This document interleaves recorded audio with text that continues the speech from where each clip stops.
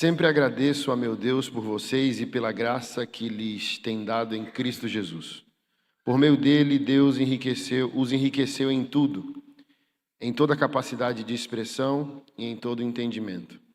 A mensagem a respeito de Cristo de fato se firmou em vocês, uma vez que nenhum dom espiritual lhes falta, enquanto esperam ansiosamente pela volta do nosso Senhor Jesus Cristo.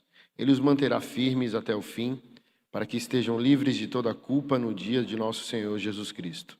Deus é fiel e Ele nos convidou a ter comunhão com seu Filho Jesus Cristo, nosso Senhor. Irmãos, suplico-lhes, em nome de nosso Senhor Jesus Cristo, que vivam em harmonia uns com os outros e ponham fim às divisões entre vocês. Antes, tenham o mesmo parecer, unidos em pensamento e propósito, pois alguns membros da família de Cloe me informaram dos desentendimentos entre vocês, meus irmãos. Refiro-me ao fato de alguns dizerem: eu sigo Paulo, enquanto outros afirmam: eu sigo Apolo, ou eu sigo Pedro, ou ainda, eu sigo Cristo. Abrindo esse parêntese, é o pior perfil, é o que segue Cristo, tá? É o tipo de evangélico mais perigoso. Acaso Cristo foi dividido? Será que eu, Paulo, fui crucificado em favor de vocês? Alguém foi batizado em nome de Paulo? Graças a Deus não batizei nenhum de vocês, exceto Crispo e Gaio, de modo que ninguém pode dizer que foi batizado em meu nome.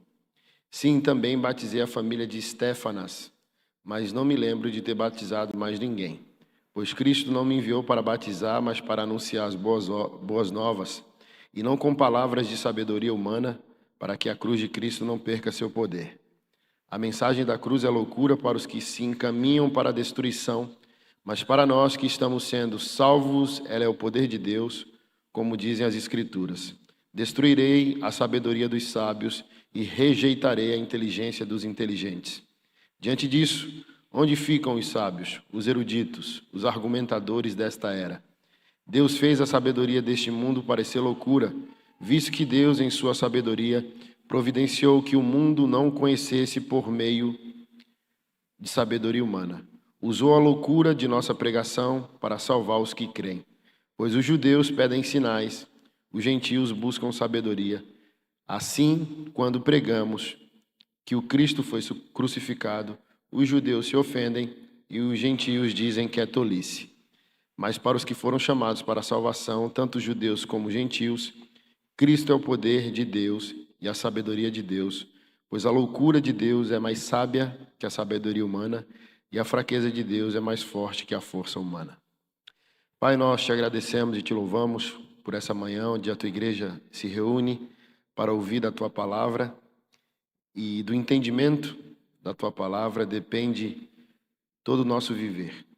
Pedimos mais uma vez que teu Espírito Santo, nosso ajudador, revele o Filho a nós. Em nome de Jesus. Amém.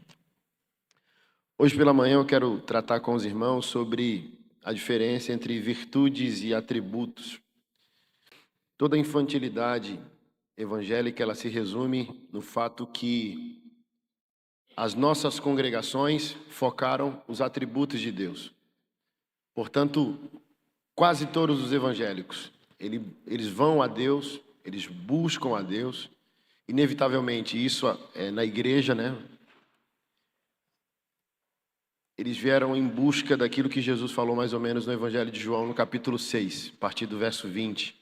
Entre o verso 20 e 25, Jesus Cristo disse: vocês não me buscam pelo que sou, não me buscam pelos verdadeiros sinais, vocês me buscam porque vocês comeram um pão e se fartaram. Falando dos atributos de Deus, a onisciência, a maioria ou parte significativa dos evangélicos vão para a igreja para acessar esse atributo porque eles querem uma palavra profética, mesmo em desobediência, rebelião, anarquia ao que Deus determinou que eles vivessem. Eles vão para a igreja porque querem uma cura e sabem que Deus é onipotente, tem todo o poder. Isso é tão fato que muitas igrejas elas se estabelecem a partir do produto ou da dádiva a ser oferecida. Você quer uma palavra profética? Então eu paro de pregar o evangelho, é só o que eu vou dar para você. E nasce no Brasil, e principalmente virtualmente, esse fenômeno, desde a pandemia, de tantos falsos profetas, porque a adivinhação não é profecia. Pegar um cristão de surpresa, eis que o Senhor te diz. Não, não é profecia. Profecia no Novo Testamento está claro, nas palavras do apóstolo Paulo: edificar, consolar e exortar. Uma palavra profética, ela confirma, ela estabelece o cristão no cansaço entre a promessa que Deus fez a ele no secreto e o cumprimento dessa promessa. Mas hoje o que a gente chama de profecia? Adivinhação. Olha, tem tal igreja que o pastor adivinha o nome, adivinha placa de carro, adivinha CPF. Isso não é profecia, gente. Se não for um crime que possa estar sendo cometido, eu discipulei um delegado de polícia civil e ele informou que existem várias quadrilhas no Brasil especializadas nisso. Por exemplo, eu não vou citar para não correr risco, né? Mas existem facções criminosas no Brasil plantando igreja, botando esse tipo de pastor para fazer a lavagem do dinheiro do crime organizado. Então, essas quadrilhas, elas se especializam.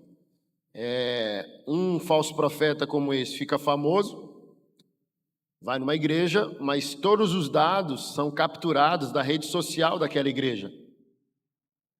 Pega uma pessoa-chave, a dona Francisca, olha, uma senhorinha amada naquela igreja, e pega ela, mapeia toda a família dela, virtualmente falando, captura esses dados, entrega para o falso profeta, que além de falso profeta é um criminoso, e ele cita o nome da dona Francisca.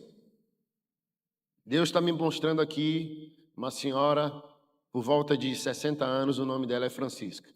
Se não tem Bíblia, a pessoa já começa a se emocionar, porque é isso, ela veio para a igreja por um atributo e não por uma virtude. Ela não veio para ser transformada, ela não veio para obedecer, ela não veio para morrer na carne, para viver no espírito. Então ela está no nível superficial das emoções. Então cita o nome dela e ela já acha que é Deus. E ela começa a chorar. Aí para capturar todos, ele começa a citar a parentela, que ele já tem os dados decorados.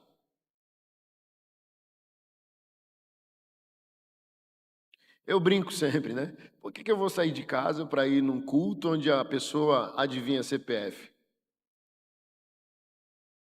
Eu sei, a polícia sabe, a Receita Federal sabe, eu sei o da minha esposa de cor. Seria de Deus se ele descobrisse o quanto eu devo no meu CPF e pagasse. Esse senhor me disse, o CPF é tal, você deve 30 mil, tá aqui o cheque. Eu falei, ô glória, aí era Deus. Mas em que isso muda? A pessoa adivinhou seus dados, isso muda o que na sua vida? Então percebe, essas adivinhações que não são profecias, não comunica aos crentes virtude.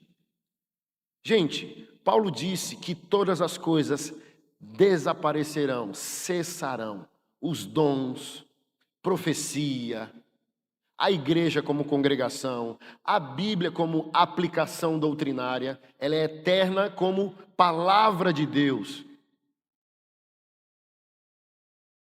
Mas ela não vai ser eterna, por exemplo, qual a aplicação de arrependei-vos, está próximo o reino dos céus, quando nós estivermos com o Senhor? Nenhuma. A única coisa que é eterna é tudo aquilo que o Senhor disponibilizou para nós, a igreja, a palavra, as doutrinas, os dons, imprimindo em nós virtudes. Quase nenhum evangélico congrega pelas virtudes. Congrega pelos atributos. Eu quero algo. Eu quero fazer um saque em um Deus Todo-Poderoso.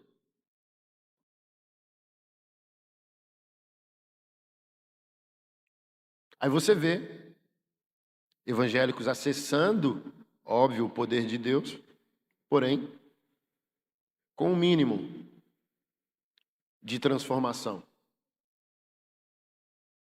em todas as áreas da vida. Por exemplo, acessou dinheiro, mas não tem generosidade. Acessou dom de cura, mas não tem o dom do amor para cuidar do enfermo. Se Deus não curar o doente, você tem amor para cuidar do doente? É aqui que eu pego, ok? Deus é bom e os atributos dele também sinalizam essa bondade. Ele vai doar para nós a partir do poder dos seus atributos. Mas, por exemplo, entre o poder de curar alguém e a virtude do amor comunicada ao seu coração cristão, reflete um pouco agora. Se não é mais fácil se esconder no atributo, clamando e crendo em cura, também por reconhecer que é um cristão falido moralmente, ao ponto de reconhecer que não há virtude nenhuma em ti, ao ponto que tu consiga cuidar com amor, dedicação e excelência de um doente. Parece que você é uma avivalista quando você diz vamos curar o paralítico, vamos orar pela cura e vamos buscar o sobrenatural. Parece que você é um crente virtuoso, talvez não. Porque talvez você nunca será um dos 4 amigos do paralítico que os evangelhos narraram. Quando você busca o atributo, talvez você está disfarçando a farsa que a falta de virtude ainda te permite ser.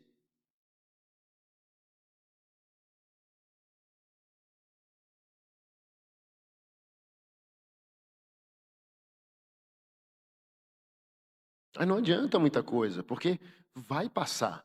O que vai permanecer, segundo Paulo, em Coríntios? O amor, virtude, ó. Por exemplo, olha o perigo que nós corremos. Mateus capítulo 7. O relato de Mateus afirma que Jesus Cristo disse assim, ó. Jesus se encontrou com um grupo de pessoas que disse: Senhor, ou dirão ao Senhor naquele dia, não foi no teu nome que nós expulsamos demônios e curamos enfermos? Não. Gente, aconteceu. Esse grupo pode afirmar a Jesus que fluíram nos atributos. Aí Jesus responde: ok, mas vocês não viveram em virtude. Por quê? Acho que foi antes de ontem que eu preguei isso. Gente, pouco importa o dom, ele não é meu mesmo. 1 Coríntios 12 diz que o dom pertence ao Espírito Santo e ele dá a cada um de nós segundo lhe apraz. Eu não fico feliz quando eu sou usado. Eu fico feliz quando eu me torno, porque o fruto do Espírito é meu. O dom do Espírito não. Mas a maioria dos evangélicos, eles querem o frenesi do dom. E eles ficam tristes com o fruto. Entende? Porque o fruto não arrepia ninguém. O fruto não gera neurose coletiva, chamando isso de avivamento. O fruto não faz a gente cair no poder. O fruto faz, sabe o quê? Estabelecer tranquilamente uma vida ordinária, cotidiana, fundamentada no caráter do Senhor. Bom dia, meu amor. 6, 7 da manhã e dar um beijo na esposa. Sentar na mesa com seus filhos. Pagar suas contas. Fazer uma oração. Ir para o trabalho. Aí você ora pelo seu marido. Leva os meninos para a escola. Ei, você homem, tá? Espera aí, filho, deixa o pai orar por você. O que tem aqui de espetacular? Nada. Mas foi isso que Jesus veio entregar para nós. Ele não veio entregar um espetáculo espiritual. Jesus é a palavra de Deus, sim ou não? Sim ou não? Ele não poderia ser academicista? Um grande intelectual. Encarnou na Terra, abriu um seminário de teologia. Foi isso que ele fez? Foi? É o que eu sempre busco para falar, para despedaçar a expectativa religiosa. O primeiro milagre dele foi numa festa e não num culto. Então, para mim, já fica claro, ele sinaliza que a teologia cristã precisa se concluir num estilo de vida comum e não num espetáculo religioso. Mas ninguém quer porque acha pouco, assim. Nossa, é só isso? É, por isso é difícil. Você não vive? Você fala assim, é só isso? É, mas por que você não vive? Então é difícil, porque é fácil. Aí nós queremos o quê? Tornar mais difícil ainda. Misterioso, enigmático. Não, tem que ter uma batalha, tem que ter um anjo, tem que ter um demônio, tem que ter, sabe? Tem que ter um exorcismo, tem que ter um... Não, não é possível. Aí esse Deus que é a palavra, quando não abre um seminário de teologia, come com os pobres, com as prostitutas.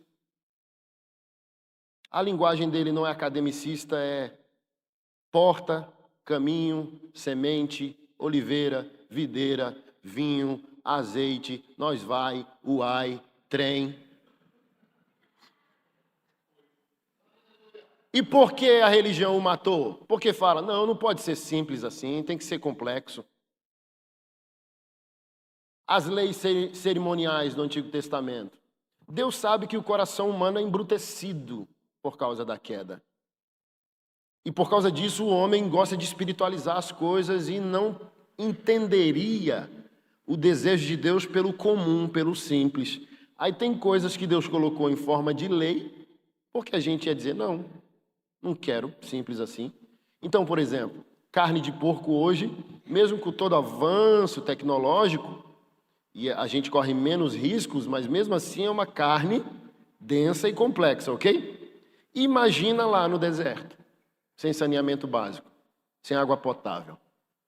Então, quando o Senhor disse para o seu povo, olha, não coma carne do animal de pata fendida. Imagina, tanto de gente morrendo lá, comendo javali, porco selvagem, sem nenhuma higiene. Ou quando o Senhor, ei, seus discípulos não lavam as mãos antes de comer como os outros? Mas, gente, olha só, lá na lei tinha a questão da cerimônia do lavar das mãos, entendeu? Mas assim, acho que Deus... Porque, em outras palavras, lava a mão antes de comer. Aí o judeu, aí tem que pegar a água com toda uma cerimônia, sabe? Aí, numa mão, aí ele estende a mão, aí vem até o cotovelo, aí pega com a outra mão, entende? Aí, acho que Jesus assim, vai esfriar a comida, gente, vamos comer logo, é só lavar a mão. Aí por isso os fariseus se irritavam, por isso Jesus conta parábolas, histórias e realidades para irritar a religiosidade, que essa é uma tática infalível, ofenda a mente das pessoas para revelar o coração delas. E é parte do chamado do pastor Anderson Silva, né? Ofender. Mas parece que é truculência a olho nu. Não, mas é o que Jesus sempre fez. Ele consola os abatidos e ele afronta os consolados. Porque o consolado demasiadamente tem a tendência de virar folgado.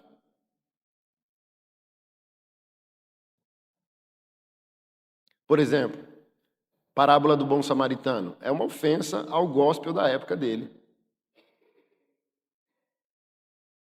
Vou contar uma parábola para vocês. Só os judeus ouvindo, querendo todo mundo matar ele. Fala bem assim, num caminho para o culto, um homem foi assaltado, espancado e sangrando, está quase morrendo à beira do caminho. Passou o sacerdote. Olha como Jesus é paradigmático e positivamente revolucionário. Quem é o sacerdote? O centro da religião judaica. O nosso pastor hoje.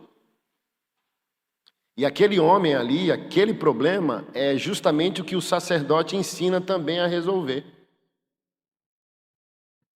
Qual o fundamento da pregação de um pastor? Você aprender a amar a Deus e ao próximo, sim ou não?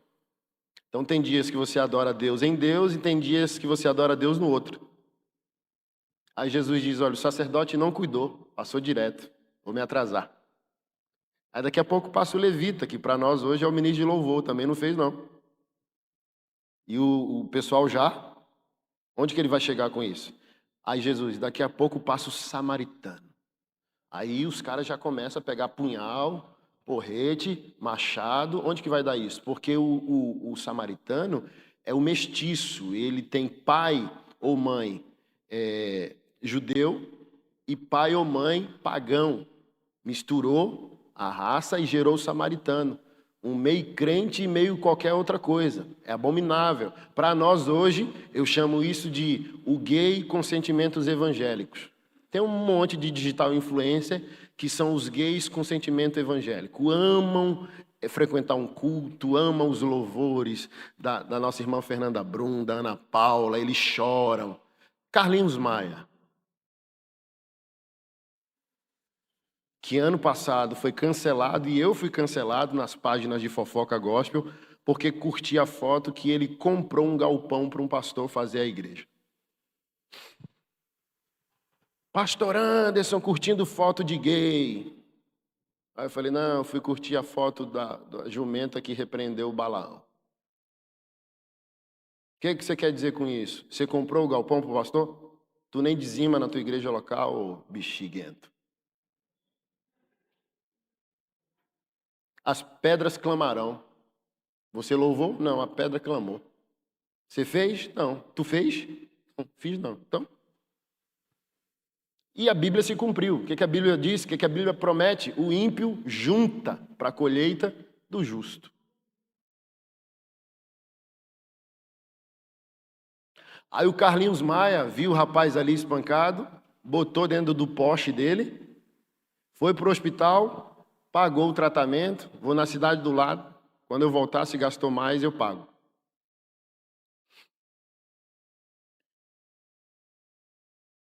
Jesus está dizendo ali que a religiosidade tem a tendência de buscar atributo e não virtude. E está dizendo que alguém não religioso tem virtude mesmo sem a totalidade dos atributos.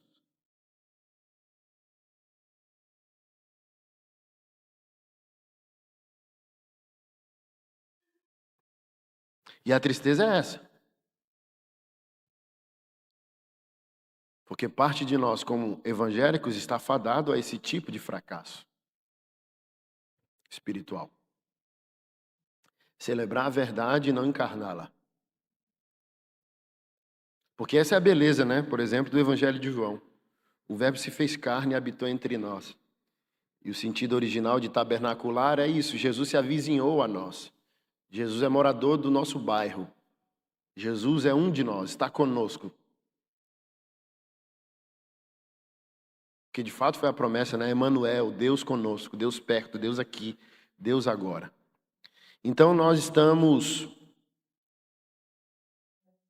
gigantescos em dimensões, estruturas, programas. Cantamos muito bem. Tantas bandas, né? Mas a minha pergunta é essa. Onde estão as virtudes do reino em nós?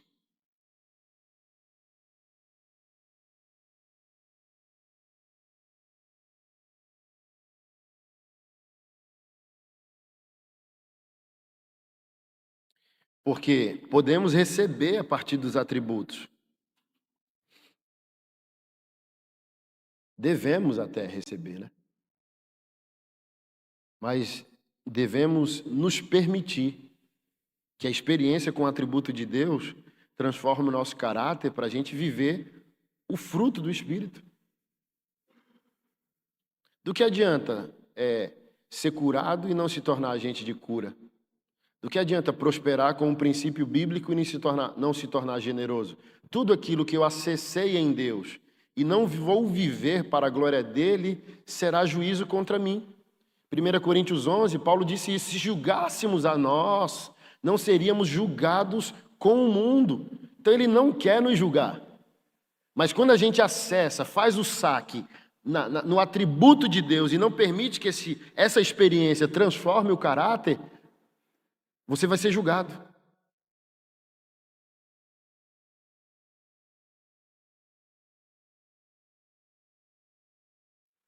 Por exemplo, os 10 leprosos. Um entendeu e voltou. 9 foram curados, porque ele é bom, ele vai fazer, mas você vai ser julgado. Curado com destino para o inferno. Porque não quis as virtudes. Um quis. Um entendeu assim, ó. Não, é pouco ser curado. Porque o que adianta ser curado no corpo e ter uma enfermidade na minha moral?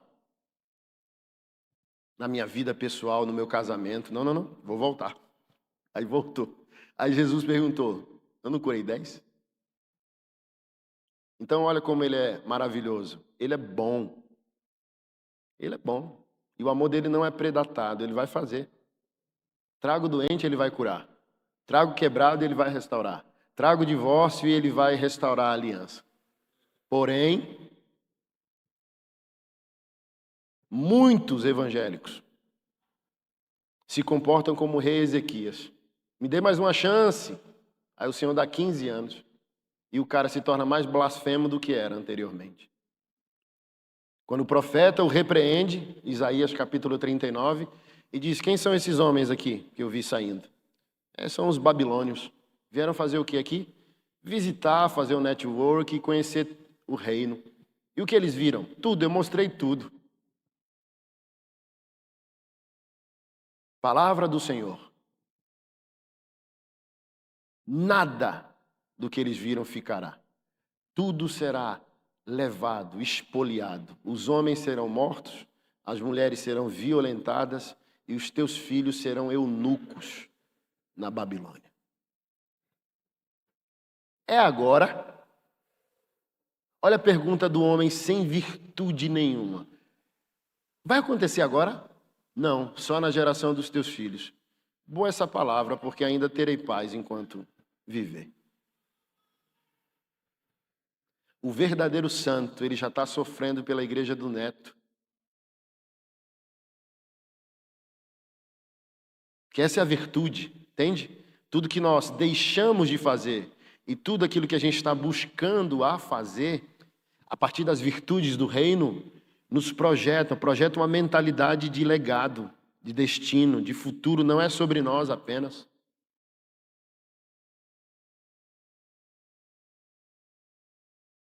E essa leitura aqui que fizemos em Corinto revela algumas coisas para nós, né? Afirma alguns estudiosos que a igreja de Corinto viveu toda a plenitude dos dons espirituais, mas muitos problemas também. E alguns estão relatados aqui. Começou a divisão. Ungidos, usados, porém, sou de Pedro, sou de Apolo, sou de Paulo, sou de Cristo, como eu disse. Nessas facções é o pior, porque quem diz eu sou de Cristo não se submete a ninguém. Quando alguém diz eu sou de Apolo, pelo menos está submisso a Apolo. Sou de Paulo, está submisso a Paulo. O cara, sou de Cristo, não me toque. Então, olha só, falando da igreja, acessou os atributos, não acessou as virtudes. E dom sem virtude, facção, divisão, problema, futura queda. E um péssimo testemunho pessoal, porque se faz isso na igreja, está fazendo em casa também.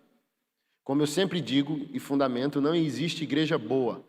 Um monte de evangélico comercial, porque muita igreja está se portando como franquia mesmo. Aí o cliente é desagradado, mas tem um cardápio de várias igrejas na cidade.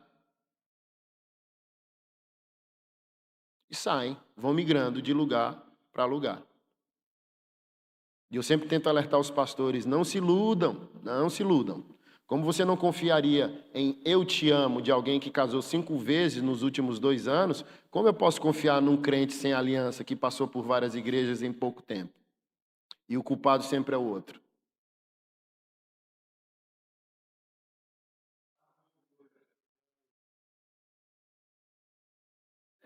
Eu já decidi algo, que o crente mau mata pastor, né? Por causa dessas páginas de fuxico, tá na moda falar mal de pastor. Mas eu queria saber que dia vai surgir uma página para falar mal de ovelha. Porque o mesmo texto em Ezequiel que confronta o pastor na parte A, confronta a falsa ovelha na parte B. Ei, vocês estão obesas, comeram tudo e destruíram o resto do alimento. Beberam água limpa e contaminaram o resto da água, fazendo com que as outras ovelhas não bebessem. Eu não confio.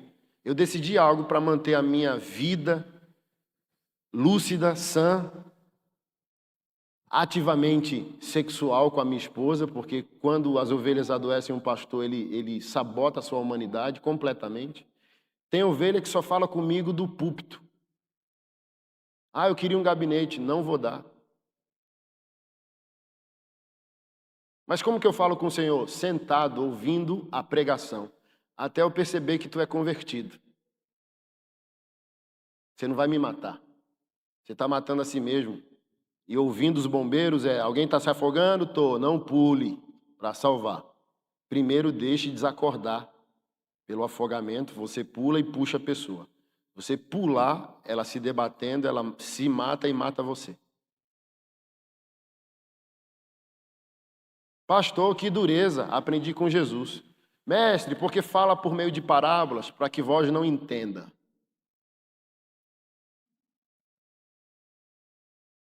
Eu estou falando com todo mundo, mas não estou falando com qualquer tipo de pessoa.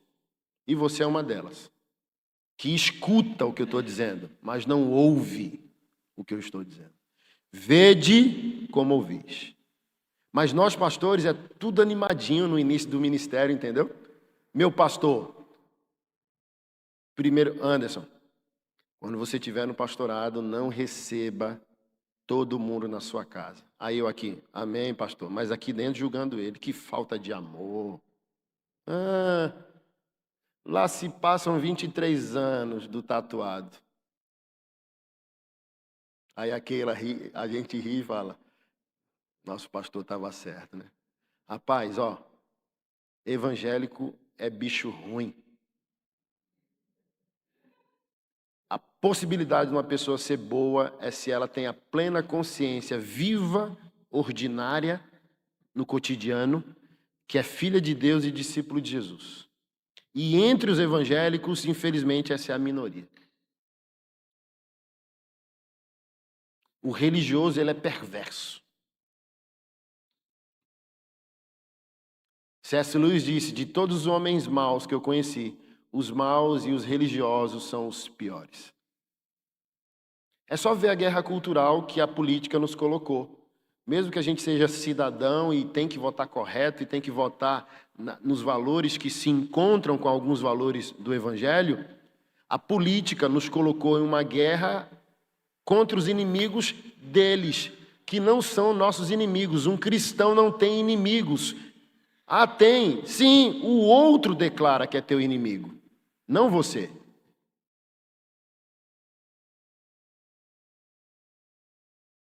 E nos colocaram nessa arena, onde a gente passa a fingir que está defendendo valores, mas no fundo a gente está muito alegre, porque agora a gente tem base bíblica e política, ideológica para hostilizar pessoas.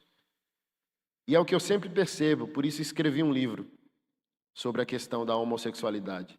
Evangélicos não amam os gays. Eles só amam se converterem. Eles amam o gay convertido. Por isso que pastores ou evangélicos que os filhos se declaram homossexuais não têm repertório para lidar com a questão. Tem alguns que agridem fisicamente, tem outros que expulsam os filhos de casa.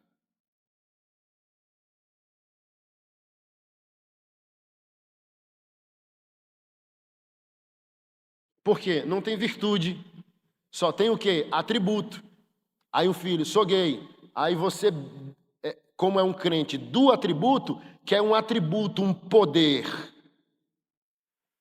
Aí você ora para Deus libertar, você ora para Deus curar. Mas quando você tem virtude, e essa virtude se manifesta na relação, na comunhão, no amor, o outro é conduzido organicamente à metanoia. É o filho pródigo. Que atributo o pai exerceu? Ó Senhor! Pum! Né? Pediu um raio celestial, bum, na cabeça do filho? Não. O pai tinha virtudes que na hora do devaneio o filho não valorizava. Mas está lá na palavra, caindo em si. É isso, quando alguém conhece um cristão virtuoso, mesmo que não te honre ou te valorize, quando cair em si, vai lembrar das tuas qualidades. Caindo em si, lembrou que até os escravos ou funcionários do seu pai eram tratados com dignidade, respeito e honra. Aí ele disse: voltarei e pedirei perdão ao meu pai, direi que pequei contra a terra, contra o céu e contra ele. Aí fez todo um relatório de arrependimento, que o pai nem quis saber, se jogou ao pescoço do filho, ordenou que preparassem uma festa, separassem a roupa, a sandália e o anel. Virtude. Que o filho pródigo, mais perdido que o perdido, não tinha. É um erro, podemos entender dessa maneira hoje. Para você não se ofender, eu tenho que explicar, tá? Os originais bíblicos são pergaminhos, não tem capítulo, nem versículo e nem tema. Para a glória de Deus, os tradutores colocam isso para nos ajudar e é muito bom. Então, é um erro grotesco essa história ter o título de parábola do filho pródigo, porque não é sobre o filho, é sobre o pai. Por quê? Se a parábola é sobre o filho, nem deveria ser sobre o filho que foi, porque esse filho que foi acessou a graça, acessou a salvação, acessou o arrependimento, acessou a virtude. Se a gente quer focar em alguém na parábola, tem que focar no filho perverso, conservador, evangélico, dizimista fiel, que não falta uma escala, mas tem ódio no coração, está na Bíblia. E o coração dele se encheu de ira. Que barulho é esse? O teu irmão estava morto e ressuscitou, e o teu pai está fazendo uma festa, está lá, e o coração dele se encheu de ira. Ele é evangélico, gente. Ele é fiel às Escrituras. Ele é conservador, defensor da família, votou certo, votou em políticos que defendem os nossos valores, mas na hora do vamos ver, onde se coloca um paralelo entre um crente ungido e um crente comum, ordinário, é aquilo que eu disse ontem aqui às mulheres, coloca um teólogo e uma irmã do círculo da oração, uma irmã do coque da Assembleia de Deus que nem sabe ler, numa arena com 10 demônios, espere 10 minutos e veja quem sobra vivo.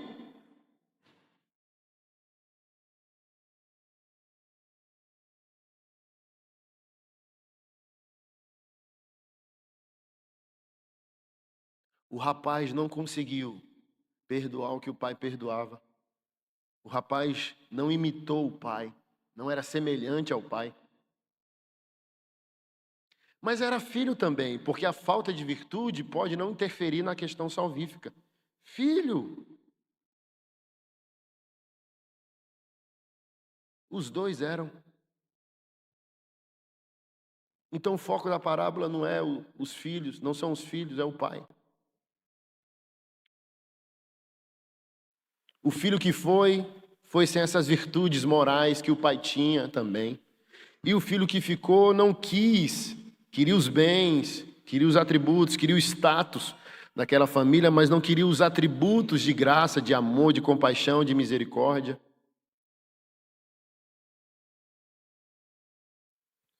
E essa parábola do filho pródigo é um cenário espetacular para o século XXI. Quem foi é de esquerda, quem ficou é de direita, e o pai dizendo: eu só queria que fôssemos uma família e deixássemos esses assuntos porta fora.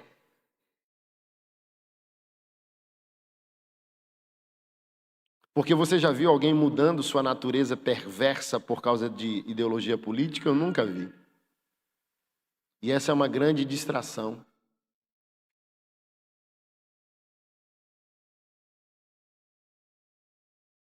Que nós estamos vivendo. Iludidos, né? Tenho falado muito esse mês todo aí, o gospel falsificou a adoração e a gente não percebe. A esquerda falsificou o amor e não percebemos. A direita falsificou a santidade, transformando ela em moralismo e a gente não percebeu também. E precisamos perceber. Não podemos ser iludidos. Nós somos chamados a uma virtude superior a tudo isso. Martin Luther King, o grande ativista dos direitos dos negros americanos, e lamentavelmente é conhecido só como ativista pela maioria das pessoas, o foi ativista por causa do seu chamado pastoral. Ele era um pastor batista. Ele disse: porque a igreja não foi suficientemente cristã, é que o comunismo existe.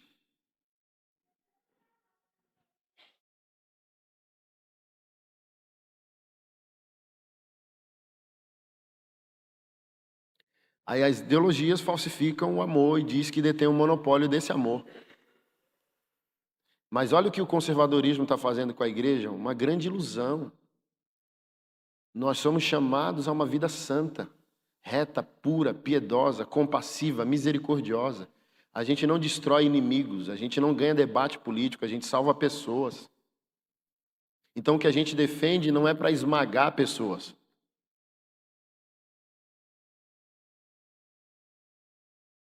E a gente está tão iludido que a gente não consegue enxergar, assimilar que Jesus inaugura o paraíso com um ladrão arrependido. O evangelho não é moralista. O evangelho é moral, mas ele não é moralista. O paraíso é inaugurado com um ladrão que se arrependeu. E a gente está tão distraído, iludido, que está fazendo da igreja do Senhor Jesus uma realidade antibíblica, como se Jesus tivesse sido morto do lado de dois empresários. Mas ele foi morto do lado de dois ladrões. Então o conservadorismo iludiu a igreja a não ter uma vida santa, só moral.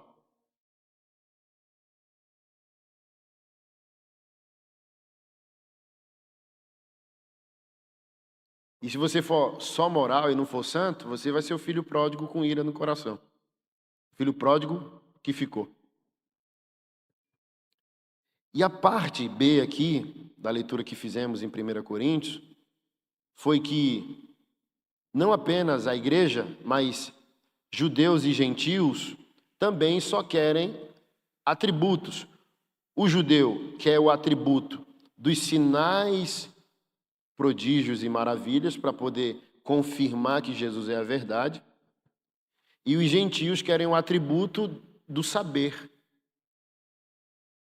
como os gnósticos queriam e entraram na igreja. João, quando escreve lá, aquele que não confessar que Jesus veio em carne, é justamente isso. Os gnósticos se tornaram evangélicos e para os gnósticos a matéria é má. Então, se a matéria é má, Jesus era só uma aparição almática e não um ser humano. Então, se ele é Deus, ele não podia ter corpo porque a matéria é má. Aí João já vem com apologética ali, dizendo... Então, olha só, quando você busca um atributo apenas de Deus, você fica capenga, uma fé pela metade. Aí vai vir problemas, porque uma má teologia gera um péssimo estilo de vida.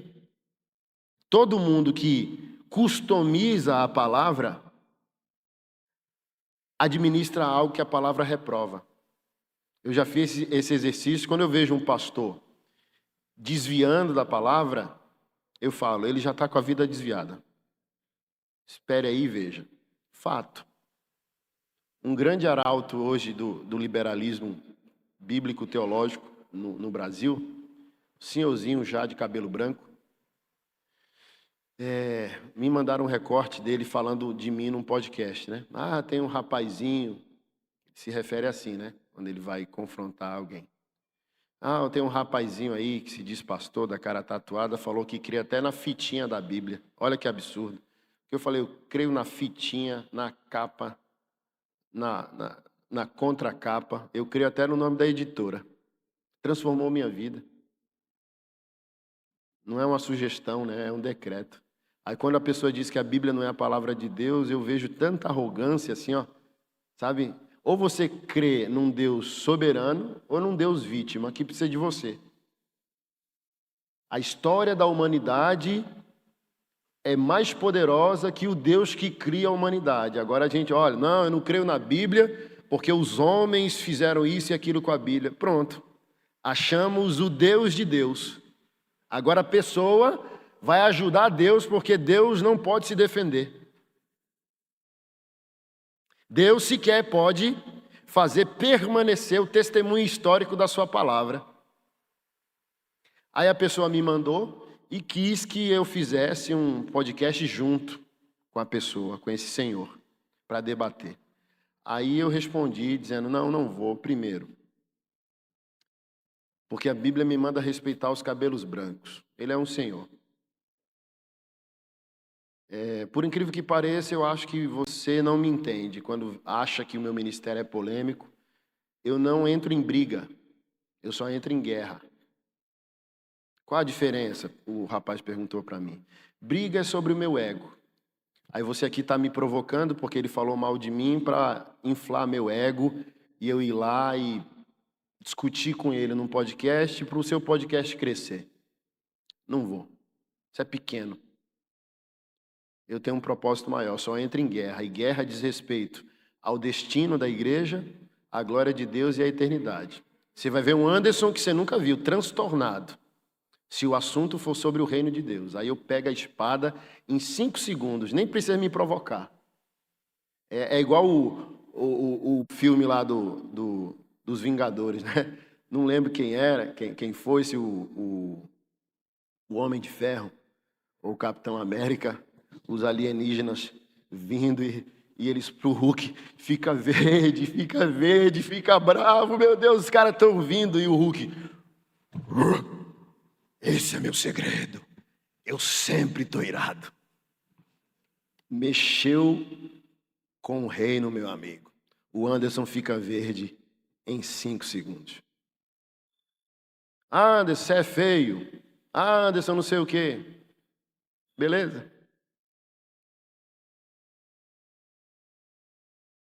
E o último motivo que eu não vou sentar no podcast com esse senhor é que seria muito doloroso para mim expô-lo nacionalmente, que ele só tocou na santa palavra de Deus por causa dos pecados de sua família.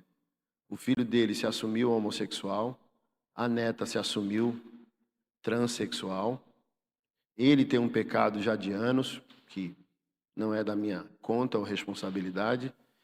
Então, me machucaria muito ter que machucar um ancião, dizendo, você não teve um rema, uma teofania no qual descobriu um novo segredo sobre as Escrituras. Você só quer ser um bom pai e um bom avô, às custas de desconstruir a Deus e as requisições que sua palavra faz sobre os pecados da sua casa.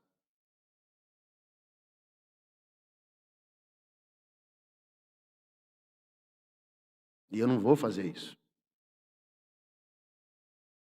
Eu não ficaria feliz de humilhar publicamente um ancião.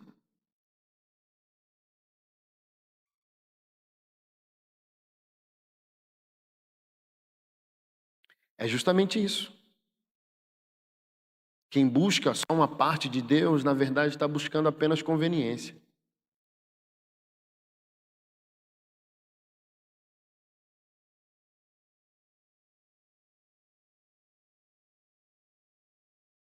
Não satisfeito que Deus te criou à imagem e semelhança dele, queremos criar Deus à nossa imagem e semelhança. Queremos fazer um recorte do que nos agrada. Deus é cura. Amém, Ele é cura, mas também Ele é santidade. Também é o Deus que estabelece a família. Então, assim, não permita que o acesso a um assunto do reino, a um atributo de Deus, paralise você para que você não entenda que o Evangelho é todo, que o Evangelho é completo, que Deus tem requisições sobre todas as áreas da nossa vida.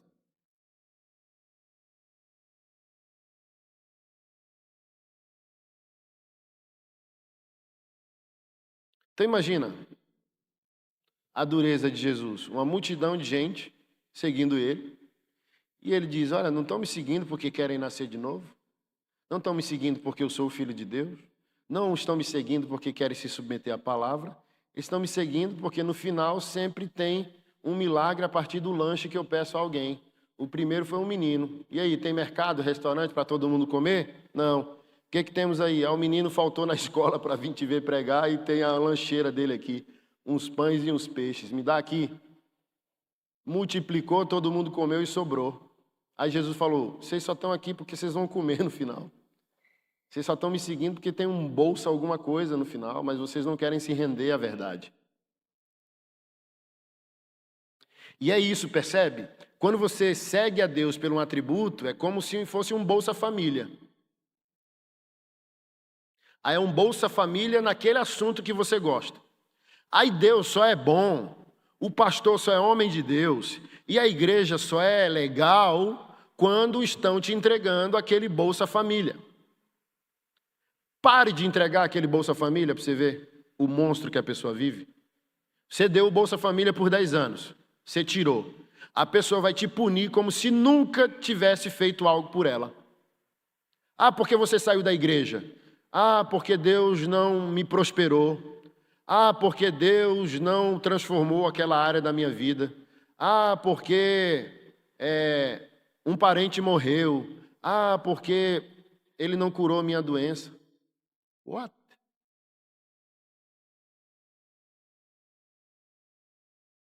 Ele é Deus. Onde que um Deus precisa se explicar?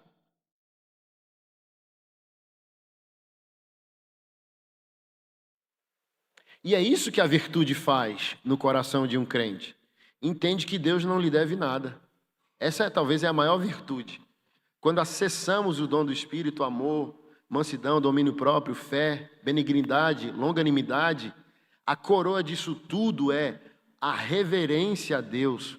Ele não me deve satisfação nenhuma. Ele não me deve nada. Se ele me punir ao inferno, certo ele está, e descerei ao inferno louvando a ele, dizendo que ele é magnífico, santo, perfeito. Eu preguei isso há alguns anos atrás e o povo fica perdido, desnorteado, achando que a gente está zureta. Não, gente, somos apenas homens. Só ele é Deus. Totalmente certo, correto em seus decretos e juízos. Ninguém, como eu sempre digo, que for salvo dirá que merece ser. Ninguém que for punido ao inferno dirá que não merece. Só ele e nós sabemos quem somos. Como eu sempre digo, a última olhadinha no celular que a gente dá antes de dormir, nós sabemos quem somos. Porque, por exemplo, quando você quer atributos e não virtudes, você tem raciocínios fragmentados do tipo: se ele é amor, por que o inferno não é justo? Ou seja, você não é virtuoso. Porque se você fosse virtuoso, você entenderia o seguinte: como injusto? Se o inferno foi tudo que eu quis e tudo que eu vivia em vida, como injusto ele me entregar eternamente tudo aquilo que eu decidi viver em vida?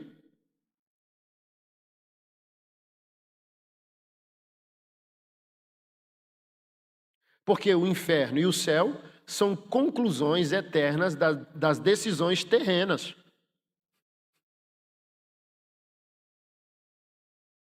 Como é injusto, Anderson? Tome eternamente o que você lutou e decidiu para viver na terra.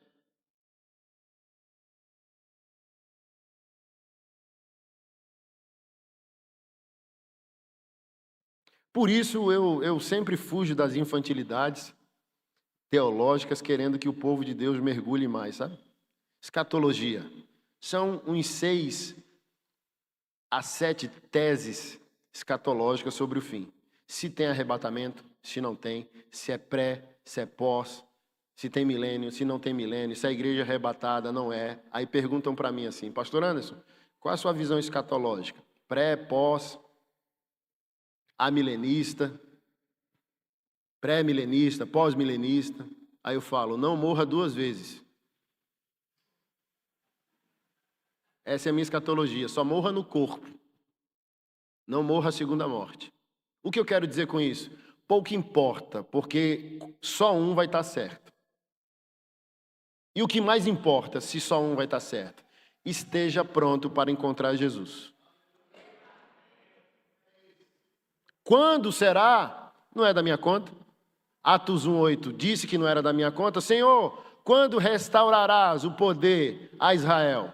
Não é da tua conta. Os tempos foram determinados pelo Pai. Porém, olha como Jesus quer que a gente saia do periférico e venha para o profundo. Foi esse um dos motivos pelos quais Judas traiu Jesus. Ele queria o líder militar, com a arma na mão, tomando o poder também de volta. Porque Jesus é desprezado pelos judeus, porque o Messias também é líder político militar. Jesus é, mas diz assim, o que é a verdade? A autoridade pergunta, com Jesus é algemado. E Jesus se cala.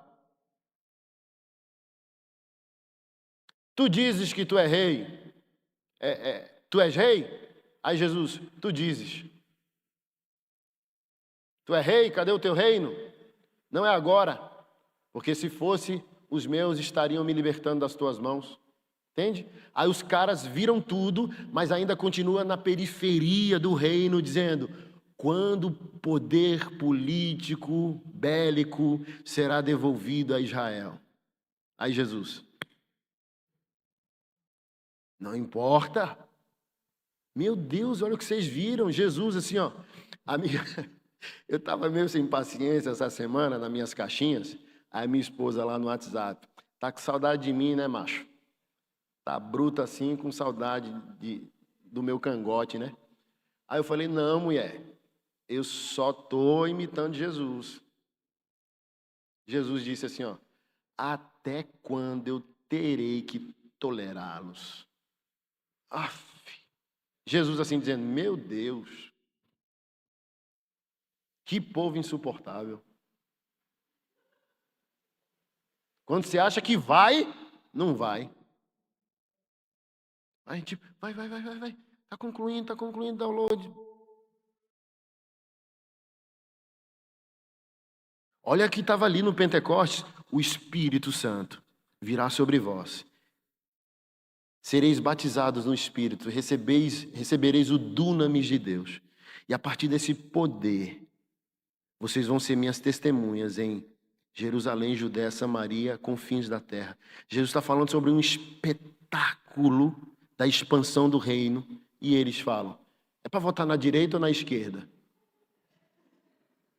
É para pegar em armas, é espiritual, é militar. E Jesus?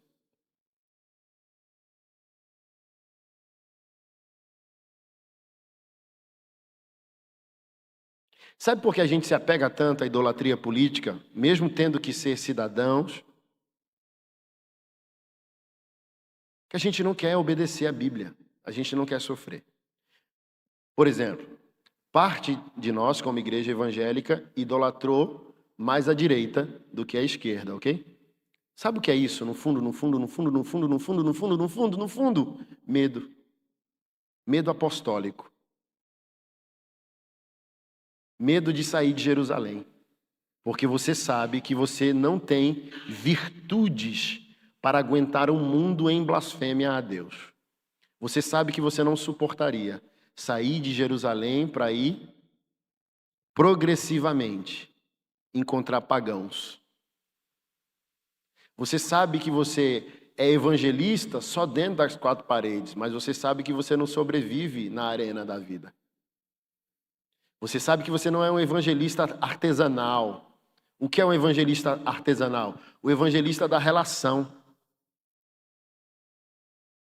Eu vou como um propósito em Deus evangelístico, ter o mesmo barbeiro durante 3 anos. E ali eu vou fazer o meu ponto missional. Esse foi o convite de Jesus. Mas você fala, não, você não consegue fora da gaiola religiosa.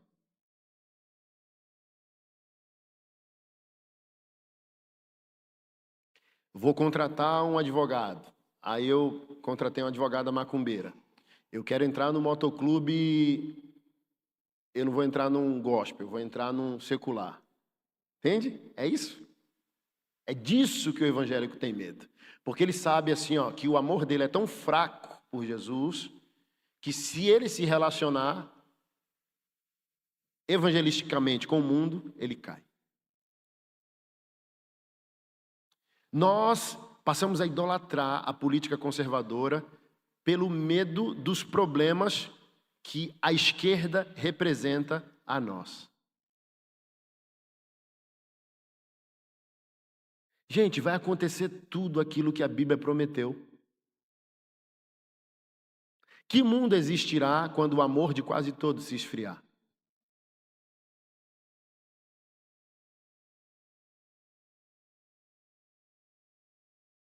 Então, o evangélico está idolatrando a política conservadora porque ele tem medo de um mundo em desordem. Mas é para isso que a igreja existe, porque o mundo está em desordem. Ei, o evangelho é a boa nova num contexto de guerra, de desordem. O contexto de boa nova é um mensageiro chegando na batalha, numa guerra, dizendo: acabou! Hitler morreu! Ou seja, não há boa nova na boa nova. Não há boa nova na prosperidade. Por isso Jesus se dedicou mais aos sofredores. Porque quem está bem está embriagado. Os poderosos estão embriagados. Os sistemas estão embriagados. Os ricos estão embriagados. Aí Jesus começa por baixo para gerar ciúme em cima. Ele veio para todos. Mas aquele que está cercado de privilégios e poder, só procura ele de madrugada porque tem vergonha de ser cancelado pela elite. Nicodemos buscou Jesus de dia, madrugada.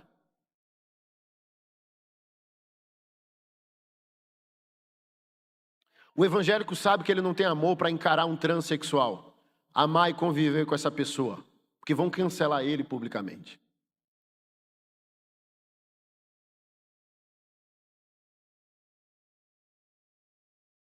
Eu estou para fazer um trem louco ainda esse ano, tá? Quando você vê aí, já, ore por mim, interceda. Fazer o quê, pastor Anderson? Contratar o programa para ficar com a pessoa ali o tempo que eu contratei. Eu quero 2 horas aqui com você, travesti. Como você quer? Não, só senta aí. Vamos conversar. Porque se eu ficar esperando esse travesti ir num culto meu irmão, eu vou morrer esperando. Ele não vai, não.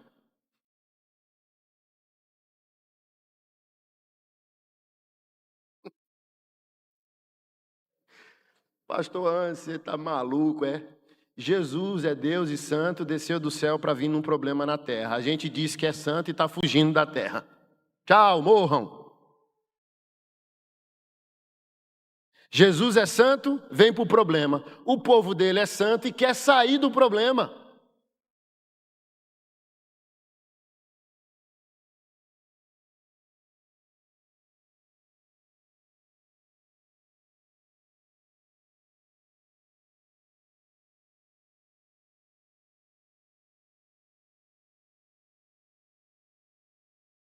Que busquemos as virtudes do reino. Porque quando o sobrenatural vem, mas o coração é virtuoso, você não se perde. Não é sobre mim, tá? Mas só para exemplificar isso. O coração religioso é extremamente superficial, assim, sei lá. Estou aqui na Europa há uns 20 e poucos dias pregando. Acho que junho também vou ficar um longo período, mais uma vez pregando nos Estados Unidos. Aí eu postei o banner dessa jornada na Europa, nos Estados Unidos. Aí uma irmã: parabéns, pastor, louvado seja o Senhor. Aí eu: pelo quê? Você está falando de quê? Olha a cabeça do religioso, tipo assim, ó, o pastor antes começou na rua, agora ele está pregando na Europa, nos Estados Unidos. Gente, vocês estão falando de quê?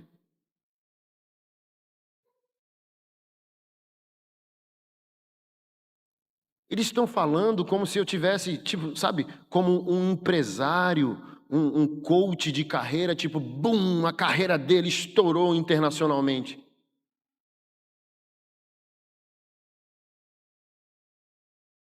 Falei, gente, eu estava semana passada pregando no Nordeste. Teve igreja que eu não conseguiu me ofertar, eu deixei as 3 malas de livro meu lá, onde a vozinha ia lá fazer macaxeira com charque. Essa foi a oferta. E aí, pastor, como está sendo aí na Europa? Gente, é chão e céu como todo lugar.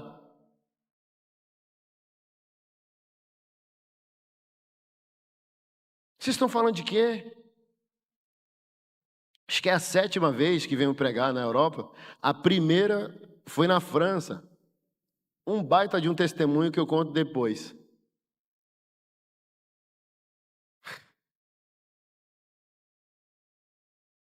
Porque assim, quando você não tem, você quer.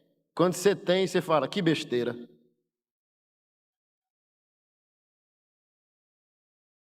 Aí, Keila, vamos? Keila foi comigo, vamos. Chegamos lá na torre. Aí nós dois assim, ó. Rapaz, não é tão alta assim não, né? Não, acho que a torre de Brasília é mais alta. É. Bora, bora. Vou fazer a foto? Vamos não. Não, vamos só. Vamos não. Acho que nem fizemos. Aí eu voltei para Brasília. Aí o pessoal na igreja. E aí, pastor, e aí? O que o senhor sentiu? Saudade da feirinha. Comer um cuscuz ali na feira.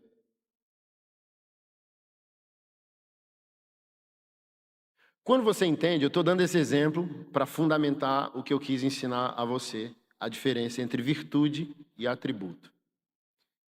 E falei aqui sobre os atributos sobrenaturais, mas eu posso linkar agora com a questão de prosperidade financeira. Um atributo também. As pessoas, uau, né? Europa, França, e aí? E eu falei, e aí nada. Foi semelhante a quando eu concentrei toda a energia para o carro dos meus sonhos, e quando eu peguei o carro dos sonhos, eu só chorei de arrependimento. Porque reconheci que ele não acrescentou nada na minha vida, que o carro dos sonhos hoje é uma sucata daqui a algumas décadas. E por que esse desprezo aparente? A virtude do reino. Eu estou esperando a Nova Jerusalém. Tu acha que a França é algum lugar que se preste? Eu estou esperando a cidade de Deus. Tu acha que os Alpes suíços é alguma coisa que vai encher os olhos de uma alma que não está passando fome? Eu não estou passando fome. A minha alma foi saciada. Eu sou do meu amado e ele é meu. Me dê 1 milhão e eu não vou mudar 1 milímetro. Me deixe passar fome e eu não vou mudar 1 milímetro. Me dê um baita de um carro milionário e não vai mudar 1 milímetro. O carro dos meus sonhos me ajudaram, ofertaram na minha vida para eu comprar agora no meu aniversário, dia 20 de janeiro. Sabe qual é o carro dos meus sonhos? Fusca. 15 mil reais. Chegou todo enferrujado. Eu vou ter que pintar. E um Opala, que em breve eu compro. Sabe? Só para lembrar da alma de menino que queria um Opala na época. Mas, gente, vai ficar tudo. O que não vai ficar? A virtude do reino. O que me emociona? Não estar morto, como meus amigos morreram em Maceió. Ser um pastor, um homem de Deus, ser um marido, ser pai. Como eu sempre digo aos homens, você já cheirou seus filhos? Você gosta de sentir o cheiro deles? Isso me emociona. Isso é virtude. Que carro eu dirijo? Me emociona ser pai, porque não tive um. Me emociona ser um marido, se as famílias todas estão se destruindo, boa parte dos homens estão sendo infiéis. Isso para mim é verdadeira emoção, sabe?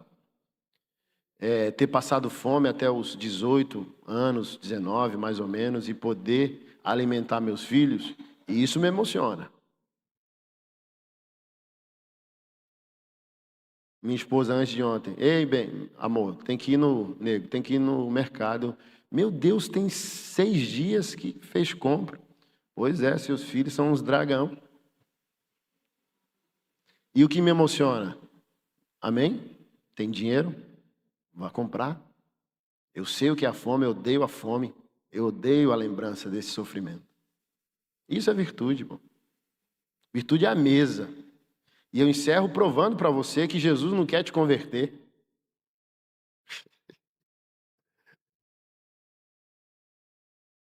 Lembra de algum versículo isso aqui para você? Você usa para evangelizar. Ó, como você está todo equivocado. Onde que está esse versículo? Em Apocalipse. É uma carta para as igrejas. Quem é? Jesus, o Deus que vocês estão adorando aí dentro. Vocês me deixaram de fora. Deixa entrar? Para o culto? Não. Na vida virtuosa, no coração de quem se abrir. Eu não quero o seu culto. Não, mas a gente está aqui adorando, cultuando. Eu não quero o culto. Eu quero a vida de cada um que está adorando aí.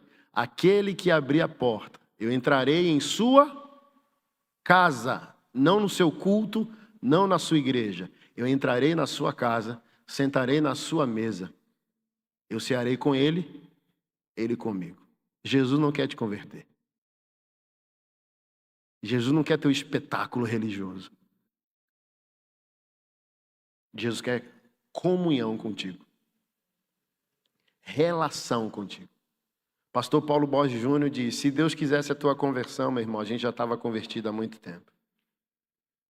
Era só Jesus fazer o evento gospel mais brutal da história. Que era lotar um estádio, botar uns 4 anjos, um de cada lado, com os demônios amarrados. Satanás também lá acorrentado, um anjo com a espada de fogo tocando ele gritando no tormento. Um telão do lado direito com o céu, no esquerdo um inferno. Aí o pastor conclui, quem não converteria? Então o Senhor não quer comunhão. Por que o Senhor não perdoa os anjos que se rebelaram? Porque os anjos desistiram do que viram. E porque o Senhor ama a sua igreja e o seu povo. Porque o seu povo decide por fé ir para um lugar de comunhão que os anjos rejeitaram. Queremos por fé o que não vemos. E os anjos não são perdoados porque desistiram do que viram. Então cuidado com sua busca por Deus, sua busca espiritual. Pode estar sendo uma busca falsa. Só por atributos, benefícios, milagres, sinais. E você pode ir rico, bonito, cheiroso e curado para o inferno. Queira a mesa. Busque, como Paulo. Você quer um exemplo disso? 1 Coríntios 11, 12, 13, 14. É uma escala que explica o que eu estou pregando aqui. Ó. No 11, ele vai falar da ceia. Vocês congregam para pior. Vocês não estão entendendo a ceia. Vocês congregam e tem gente embriagada e tem gente passando fome. Não estão discernindo o corpo. Estão humilhando o pobre. Comam em casa. A ceia é outra coisa, apontando para outro lugar e para outro estilo de vida. Quando ele diz analise o homem, ele não está falando do pecado circunstancial da semana. Ele está falando do pecado existencial. Como vocês afirmam que são, mas o estilo de vida de vocês na ceia prova que vocês não são. Tem gente bêbada na ceia. Tem gente com fome, passando fome na ceia. Porque a nossa ceia sequer chega perto, 1% do que era a ceia para eles, que era de fato uma refeição, o que era chamado de festa do ágape, o café da manhã antes do culto, a refeição depois do culto, todo mundo junto, e cada um trazia algo.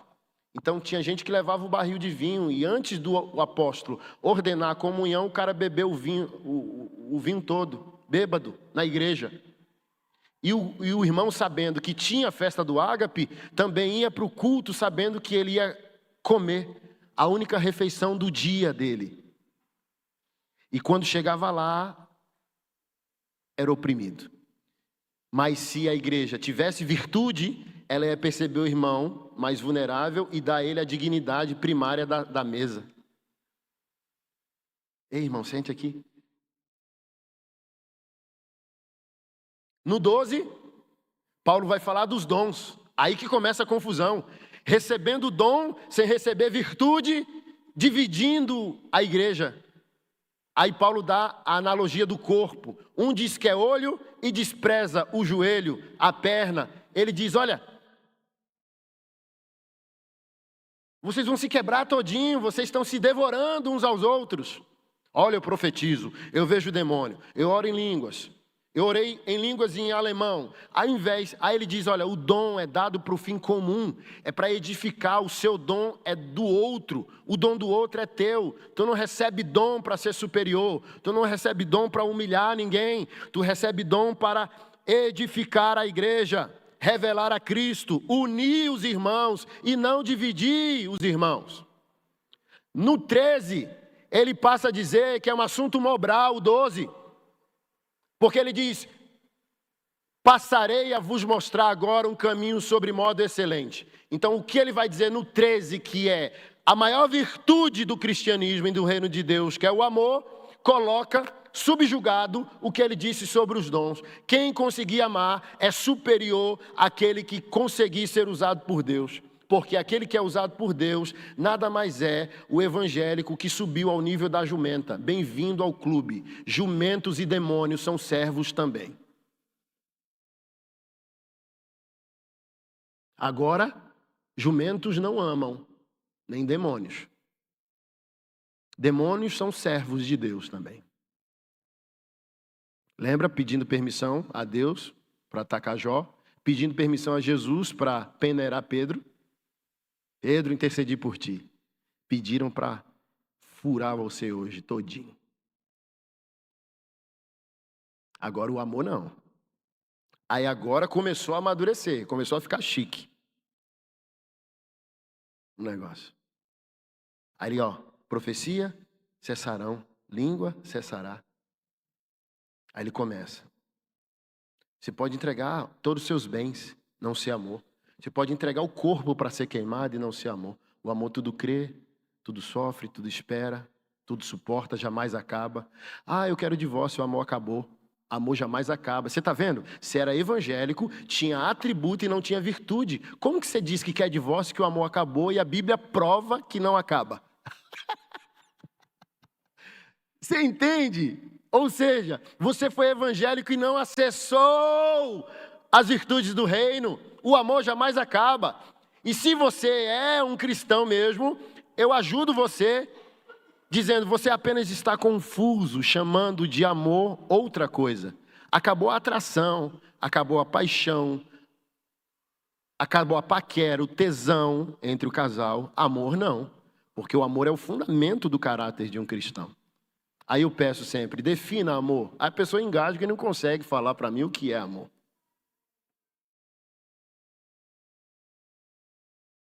E no 14, Paulo conclui dizendo assim, ó, vivam em amor, mas busque com zelo os melhores dons. Então, busque os atributos, mas saiba que é muito perigoso se você não tiver caráter cristão. É o que eu sempre digo, árvores com fruto, mas sem raízes, vai tombar antes da primeira colheita. Deus, eu quero. Bum, Deus faz. A árvore cai.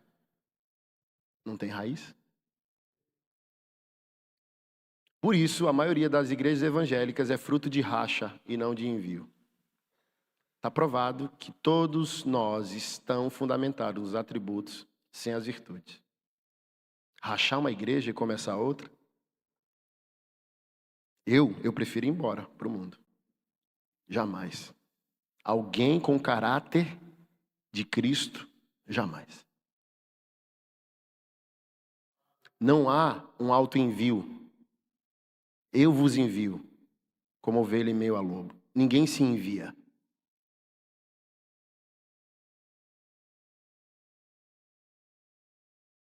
É chamado. Alguém perguntou, pastor, como começou o seu chamado?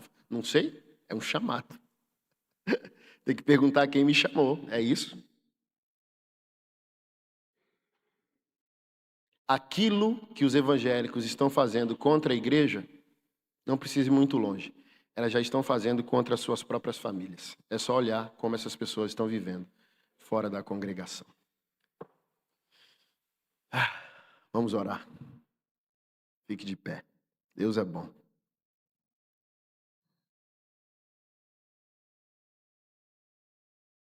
Pai, nós te louvamos, Senhor. Te agradecemos por tua fidelidade, teu amor e tua graça. Obrigado pela tua palavra, que nem sempre nos deixa contentes, mas nos convida à reflexão e ao aprofundamento, que gerará santificação, mudança, firmará os nossos pés sobre a rocha. Te agradecemos, somos gratos ao Senhor pela tua santa igreja, pela tua santa palavra e pelo teu filho que foi entregue por nós. Te amamos, te louvamos e aguardamos em ti. É a nossa oração em nome de Jesus. Amém.